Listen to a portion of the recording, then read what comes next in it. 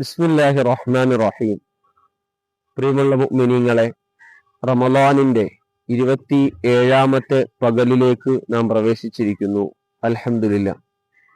ഏറ്റവും അനുഗ്രഹദായകമായ ഇന്നത്തെ തറാവീഹിന്റെ പ്രത്യേകതയായി നമ്മുടെ മുൻഗാമികളായ ആരിഫ്യങ്ങൾ വിശദീകരിക്കുന്നത് നമുക്ക് വായിക്കാൻ സാധിക്കുന്നത് ഇപ്രകാരമാണ്.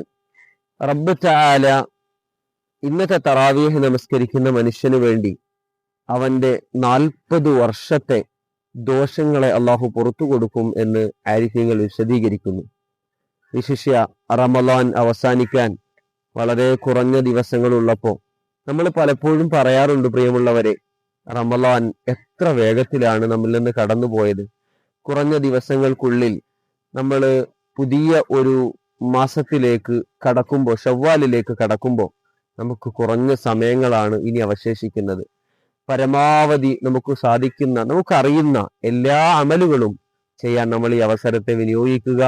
അള്ളാഹു സൗഭാഗ്യം നൽകട്ടെ. അസ്സലാമു അലൈക്കും വറഹ്മത്തുള്ളാഹി വബറകാതുഹു.